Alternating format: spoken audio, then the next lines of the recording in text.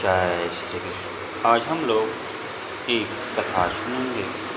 कथा बड़ी धार्मिक तथा आध्यात्मिक है। इस कथा को बड़ी ही ध्यान से आप सुनें, क्योंकि किसी भी कथा को ध्यान से सुनने पर ही कथा समझ में आता है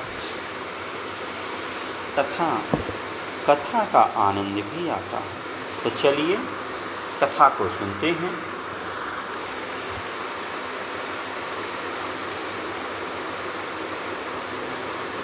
क्रोध आए तो पश्चाताप करे, उपवास करे।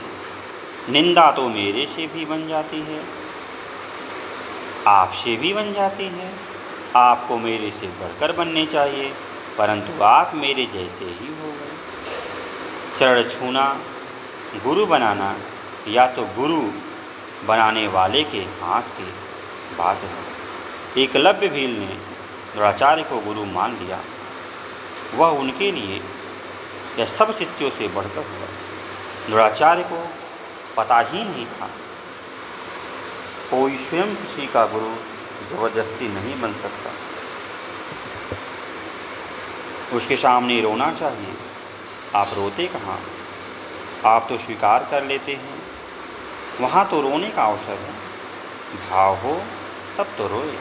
सच्चे हृदय से रोए तो फिर प्रणाम करने वाला ऐसा नहीं करेगा। केवल संकोच करने से वे बंद नहीं करते।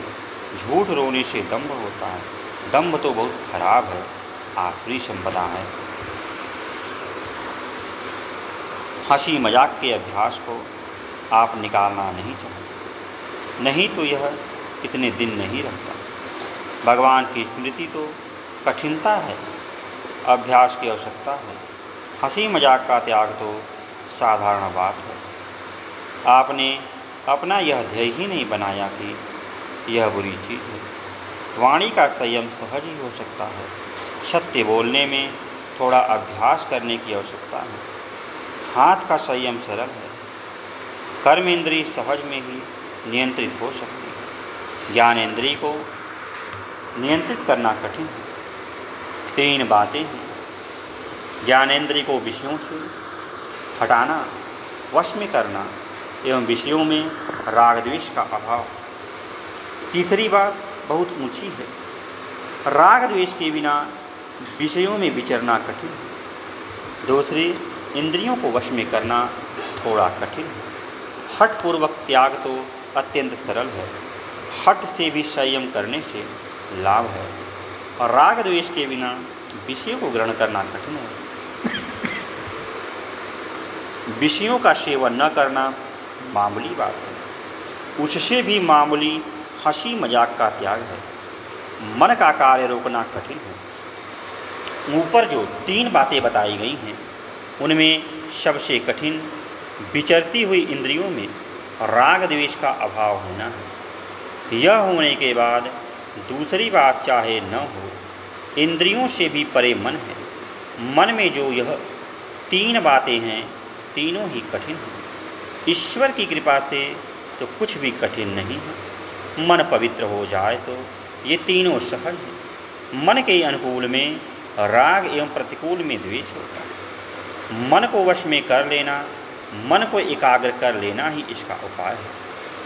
जिसका मन वश में है वह तो एकाग्र भी कर सकता है।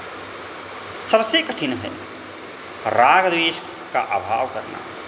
इसी प्रकार मन से भी बलवान बुद्धि है, उसमें भी तीन दोष है। उसको हटाकर तीन गुण धारण करें। अज्ञता हटाकर तीक्ष्णता आनी चाहिए। नाना प्रकार की शाखाएं हैं। चंचलता का नाश, अज्ञता का नाश, बुद्धि पवित्र, तीक्ष्ण एवं स्थिर होनी चाहिए। बुद्धि में स्थिरता का लक्षण आ गया तो सारी बातें आ गई। यह कसौटी है। जिसकी इंद्रिय वश में होती है उसकी बुद्धि स्थिर होती है। शास्त्रों के अध्ययन से या सत्संग से बुद्धि तीक्ष्ण होती है। भगवान के भजने से पवित्र होती है। निष्काम भाव से सेवा करने से, जप का अभ्यास करने से, ध्यान आदि से स्थिर होती है। बुद्धि पवित्र हो जाती है तो स्वतः स्थिर हो जाती है। ध्यान से मन बुद्धि दोनों ही स्थिर हो जाते हैं। किसी की आत्मा को कष्ट नहीं पहुंचाना चाहिए। एक व्यक्ति आधा घंटा पर सिगरेट पीता था। इसी तरह भगवान की स्मृति का अभ्यास हो जाए तो ठीक है। लड़ाई करना अपने अधिकार की बात है, कठिन है लड़ाई न करना। कड़ी बात करने से शायद आपको दुख हो सकता है, आपको भारी न ही लगे, यदि लगे तो पूरी लगे।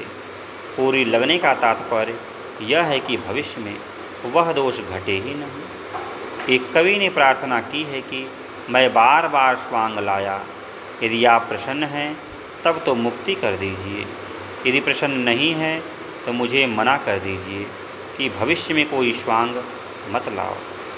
दोनों का तात्पर्य एक ही है।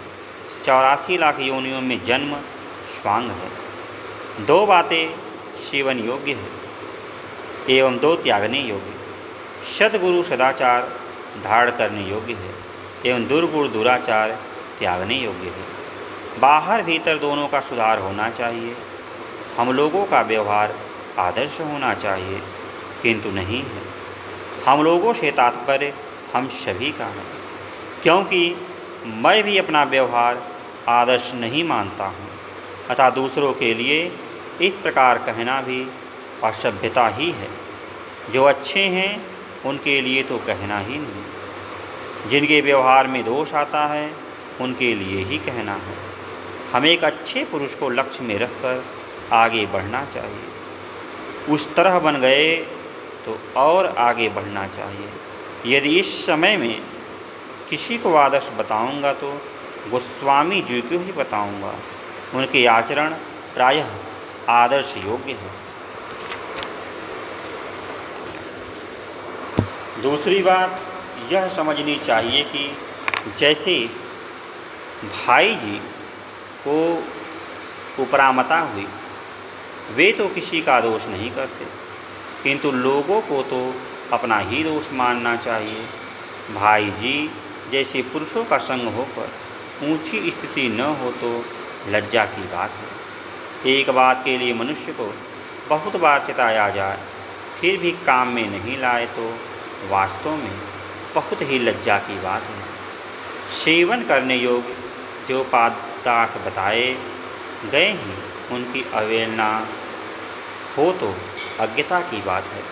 कड़ी आलोचना करे तो मूर्ख बता सकते। बुद्धि के द्वारा जिसको त्याज्य समझ लिया फिर भी उसका सेवन करता रहे, पछता है, मूर्खता है, विवेक की कमी है।